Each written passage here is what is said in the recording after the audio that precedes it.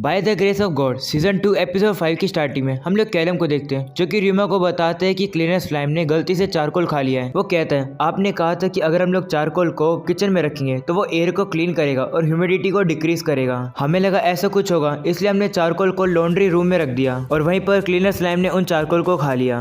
और अब सभी लोगों ने नोटिस किया है कि चारकोल खाने के बाद ये स्लाइम अच्छे से गंदगी साफ नहीं कर रहा है और इसी बात के लिए कैलम रीमा से माफी मांगने लगते हैं। वही रीमा से कहते हैं कोई बात नहीं, मैं तो तुम्हारा शुक्रिया करना चाहता हूँ कि तुमने ये बात नोटिस करी। और अब वो कैलम को बताते हैं कि क्लीनर स्लाइम इवॉल्व हो रही है। बताते हैं कि जब कोई स्लाइम इवॉल्व होती है तो उसे न्यू एबिलिटीज मिलती है और उसके खाने की चीजें चेंज हो जाती है। और अब रीमा उसे कहते हैं तुम इसकी चिंता मत करो, मैं इसे संभाल लूंगा और अगर तुम्हें ऐसे सिमिलर स्लाइम दिखे तो मुझे जरूर बताना। ये सुनकर कैलम कहते समझ गया, मैं ये बात का भी रिकॉर्ड रखूंगा कि ये क्या खाते हैं। और अब अगले सीन में हम लोग देखते हैं रीमा ने जो लेटर इलायरा को भेजा था, इलायरा ने उसके रिप्लाई में एक लेटर लिखा है। इलायरा कहती है कि मैं काफी सरप्राइज हूँ कि क्लीनर स्लाइम इवॉल्व हो रहा है। मैं ये सोच रही हूँ कि उसके अंदर कैसी नई एबिलिटीज आएंगी। जब वो इवॉल्व हो जाए मुझे जरूर बताना। और अब इलायरा रीमा से मैजिक आइटम मार्केट के बारे में बात करती है। वो कहती है सुनने में तो इंटरेस्टिंग लग रहा है, अगर तुम उस मार्केट में कभी जाओ तो मुझे उसके बारे में जरूर बताना क्योंकि मैं कभी भी वहाँ पर नहीं गई हूँ। उसके बाद रीमा लेटर को बंद कर देता है। वो कहने लगता है मुझे भी थोड़ा इंटरेस्ट है, लेकिन अगर मैं वहाँ पर जाऊँगा तो शॉप का ख्याल कौन रखेगा। जिसके बाद रीमा वापिस से कैलम से मिलता है और उसे कहते हैं कि एक बार मैं अपने होम टाउन वापिस जाना चाहता हूँ क्योंकि वहाँ पर मेरे ग्रैंड पेरेंट्स का बचा हुआ सामान है और अब मैं वहाँ जाने की तैयारी कर रहा हूँ, इसलिए मैं फोकस करूंगा थोड़ा अब एडवेंचर्स के काम के ऊपर। ये सुनकर कैलम कहते समझ गया, आपके जाने के बाद शॉप का ख्याल मैं रख लूंगा, लेकिन आपका होम टाउन है कहाँ पर। तो रीमा कहता है मेरा home town great forest of स्क्यूलस में है। ये सुनकर कैलम काफी ज्यादा शौक होता है। तो रीमा उसे कहते तुम ऐसी शक्ल क्यों बना रहे हो, जिस पर वो कहता है माफ कर दो, मैं थोड़ा शौक हो गया था। मैं जानकर हैरान हूँ कि आप अभी तक जिंदा हो मैनेजर। तो रीमा उसे कहते कि क्या तुम उस ग्रेट फॉरेस्ट के बारे में जानते हो। जिस पर कैलम कहते हैं हाँ, वो एक ऐसा फॉरेस्ट है जिसके अंदर काफी सारे मॉन्स्टर रहते हैं और मैंने सुना है कि ये दुनिया की सबसे डेंजरस जगहों में से एक है। ये एक काफी बड़ा चमत्कार है कि आप वहां से जिंदा आए हो। और अब रीमा उसे कहते हैं कि मैं सोच रहा हूँ जाने से पहले एडवेंचर के तौर पर मैं थोड़ी रैंक बढ़ाकर जाऊँ, इसलिए मुझे अभी भी टाइम लगेगा मेरे होम टाउन में जाने के लिए। तो कैलम रीमा से कहते हैं कि ये आपका डिसीजन है, इसलिए मैं आपको रोकूंगा नहीं, लेकिन वहाँ जाने से पहले एक बार पूरी तैयारी कर लेना।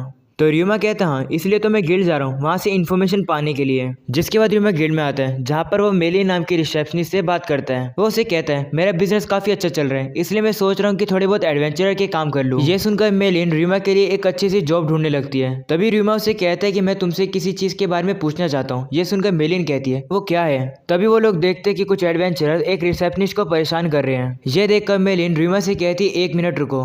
और अब वो जाकर उन एडवेंचर को कहते हैं तुम्हें जॉब मिल चुकी है ना, जाकर अपने काम को पूरा करो, यहाँ पर इसे परेशान मत करो। ये सुनकर वो लोग मेलिन की बात को मान जाते हैं और अब वो वहाँ से चले जाते हैं। और अब मेलिन रीमा को अपने पास बुलाकर इस न्यू रिसेप्शनिस्ट को इंट्रोड्यूस कराती है। इसका नाम है पाइना, जिसने पिछले हफ्ते ही ज्वाइन किया है। वहीं रीमा भी उसे अपना इंट्रोडक्शन देता है। वहीं पर पाइना थोड़ी नर्वस ही होती है। तो मेलिन रीमा से कहती है जैसे तुम देख ही सकती हो ये थोड़ी नर्वस टाइप की है। और रीमा जिस इश्यू को तुम मुझे देने वाले थे तो क्या मैं वो पाइना को दे सकती हूँ, जिससे कि इसे थोड़ा एक्सपीरियंस मिल जाएगा। वैसे मैं रहूँगी वहीं पर हेल्प करने के लिए।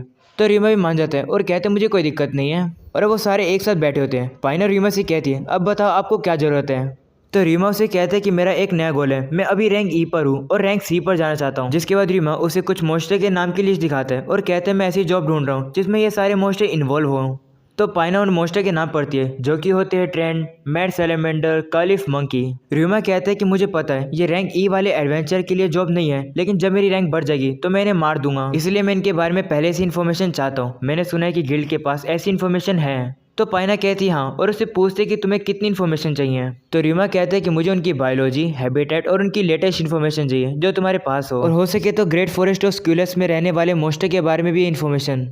ये सुनकर मेलिन रीमा से कहती है क्या तुम उस फॉरेस्ट में जाने की सोच रहे हो। तो रीमा कहते हैं हाँ। जिसके बाद वो उन्हें रीज़न बताते हैं कि वो वहाँ पर जाना क्यों चाहता है। ये सुनकर मेलिन रीमा के रीज़न को समझ जाती है और वो कहती है कि अगर तुम वहाँ पर जाने के लिए तैयार हो तो हमारे पास कोई भी हक नहीं है तुम्हें रोकने का। जिसके बाद वो पाइना को कॉन्ट्रैक्ट तैयार करने के लिए कहती है। और अब वो रीमा से कहती है मैं पहले सरप्राइज थी कि तुम्हारी एबिलिटीज बाकी बच्चों से ज़्यादा हाई है, लेकिन अब ये जानकर समझ आया कि ये तो नेचुरल है क्योंकि तुम उस ग्रेट फॉरेस्ट से जो आए हो।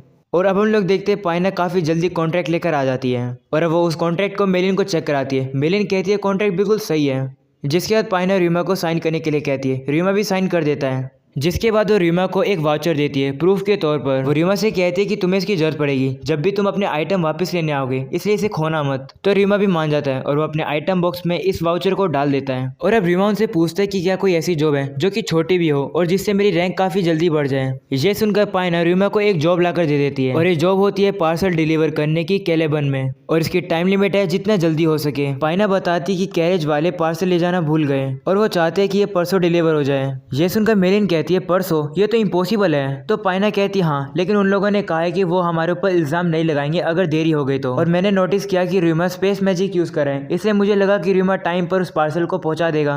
वहीं रीमा ये सुनकर इस जॉब को एक्सेप्ट कर लेता है। वहीं रीमा मन में कहने लगता है कि कैलेबन तो वही जगह है जिसके बारे में मिस्टर सर ने बताया था कि वहाँ पर मैजिक आइटम मार्केट लगती है, मैं उस मार्केट को भी देख पाऊंगा, ये एक अच्छी अपॉर्चुनिटी है। जिसके बाद हम लोग देखते हैं रीमा कैलेबन में पहुंच जाता है, जहाँ पर वो गार्ड से कहते हैं यहाँ पर तो कुछ ज्यादा ही भीड़ है। तो गार्ड बताता है क्योंकि कल से मार्केट लगने वाली है और इस बार जो मार्केट होने वाली है वो है मैजिक आइटम की। तो रीमा पूछते है कि क्या यहाँ पर और टाइप के मार्केट होते हैं। तो गार्ड कहते हैं हाँ, हर साल में 6 बार मार्केट लगती है। जिसके बाद रीमा अपनी डेस्टिनेशन पर पहुंच जाता है जहां पर उसे पार्सल डिलीवर करना है। और अब वहां पर एक अंकल आते हैं, वो कहने लगते हैं मुझे नहीं लगा था कि ये पार्सल सही में इतनी जल्दी आ जाएगा। और अब वो उस पार्सल को ले लेता है, जिसके बाद वो साइन कर देता है। रीमा भी वहां से अब जाने लगता है, लेकिन अब वो अंकल रीमा को रोककर चाय पिलाने लगते हैं। रीमा भी मान जाता है और अब वो चाय पीने लगता है। और अब वो नोटिस करता है कि इस चाय के अंदर से तो कॉफी का टेस्ट आ रहा है। वो अंकल से पूछता है कि ये कैसी चाय है। तो वो कहते हैं कि ये किसी डांटे नाम के फूल की रूट से बनी है जो कि हेल्थ के लिए काफी ज्यादा अच्छी होती है। ये सुनकर रीमा मन में कहता है तो ये डैंडेलाइन कॉफी है, तो ये यहाँ पर बन सकती है। ऐसा बोलने के बाद रीमा उस कॉफी को पी लेता है और अब अंकल का शुक्र करके वहाँ से जाने लगता है। तभी वहाँ पर सर्ज आ जाता है, वो रीमा को देखकर पहचान जाता है। ये देखकर वो रीमा से कहते हैं क्या तुम सर्ज को जानते हो। जिस पर रीमा कहता है हाँ, ये गिमेल टाउन में मेरी काफी तरीके से मदद करते हैं। ये सुनकर सर्च कहते हैं नहीं नहीं रीमा तुम हो जो कि मेरी हेल्प करता है। जिसके बाद वो रीमा से कहते हैं वैसे तुम यहाँ पर क्या कर रहे हो। तो रीमा उसे बताता है कि मैं एक पैकेज डिलीवर करने आया था एडवेंचर के तौर पर, आप यहाँ पर क्या कर रहे हो। तो सर्च कहते हैं कि ये कुछ मैजिक आइटम वर्कशॉप में से एक है जहाँ पर मैं आया करता हूँ, तो मार्केट शुरू होने से पहले मैंने सोचा यहाँ पर हेलो करने आ जाऊँ। वहीं पर वो अंकल भी ये सब बातें सुनकर रीमा को अपना नाम बताते हैं डिनो में। जिसके बाद डिनो में अंकल सर्च से कहते हैं मैं आपको कुछ दिखाना चाहता हूँ। जिसके बाद वो रीमा से कहते हैं तुम भी देखने आ सकते हो। जिसके बाद डिनोमे उन्हें अपने साथ लाते हैं और बनाई हुई मैजिक मोबाइल दिखाता है उन्हें। डिनोमे उनसे कहते हैं तुम कुछ भी देख सकते हो बट उन्हें हाथ मत लगाना। जिसके बाद रीमा पूछता है क्या ये भी एक मैजिक आइटम है। तो डिनोमे कहते नहीं, ये तो सिर्फ एक नॉर्मल कैरेज है, एक पड़ोसी ने ये मुझे ठीक करने के लिए दी है। ये सुनकर सर्च डिनोमे से कहता है ये तो काफी अजीब बात है, तुम तो कहते कि जो नॉन मैजिक आइटम होगी तुम उससे रिलेटेड कोई भी जॉब नहीं लोगे। तो डिनोमे कहते हैं ये मैं इसलिए कर रहा हूँ क्योंकि मुझे पैसों की जरूरत है मेरे ग्रैंडसन के लिए। तो सर्च कहता है अगर तुम्हें पैसों की जरूरत है तो मैं तुम्हें दे सकता हूँ। तो डिनोमे कहते हैं नहीं, मैं तो बस अपने ग्रैंडसन का ट्यूशन लगाना चाहता हूँ जिससे कि वो कैपिटल की एकेडमी में जा सके। और अगर तुम रीजन पूछोगे क्योंकि मेरा ग्रैंडसन एक जीनियस हो सकता है, क्योंकि उसने सिर्फ 4 साल की उम्र में ही ये चीज बनाई है, देखो कितना अमेजिंग है। जिसके बाद हम लोग देखते हैं सर्च और रीमा बाहर आ जाते हैं जहाँ पर हमें पता लगता है डिनोमे ने रीमा को खुशी के मारे वही चीज दे दी है। रीमा कहते हैं मैं क्या ही करूंगा, लेकिन वापस दूंगा तो अच्छा नहीं लगेगा, इसलिए मैं अपने पास ही रख लेता हूँ इसे।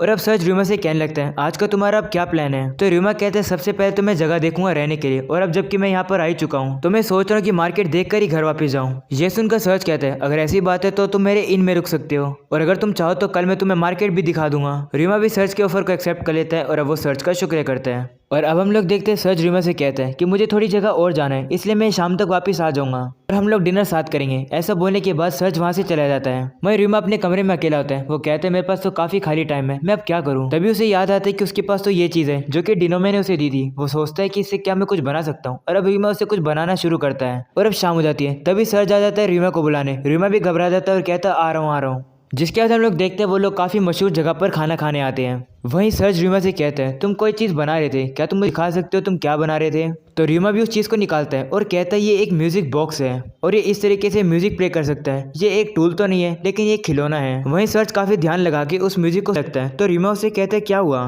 तो सर्च कहता है माफ करना, मैंने कभी भी ऐसी चीज नहीं देखी है। तो रीमा पूछते है कि क्या ऐसी चीज एग्जिस्ट नहीं करती है। तो सर्च कहते हैं नहीं, मैजिकल इंस्ट्रूमेंट तो है लेकिन ऐसी कोई भी चीज नहीं है जो कि ऑटोमेटिकली गाने प्ले करे। जिसके बाद सर्च रीमा से कहते हैं तुमने कहा था कि ये एक टॉय है, तो काफी सारे नोबल बच्चे इसे पसंद कर सकते हैं। अगर तुम इस चीज के ऊपर थोड़ा और काम करोगे तो पक्के से तुम ऐसी चीजों को बेच पाओगे।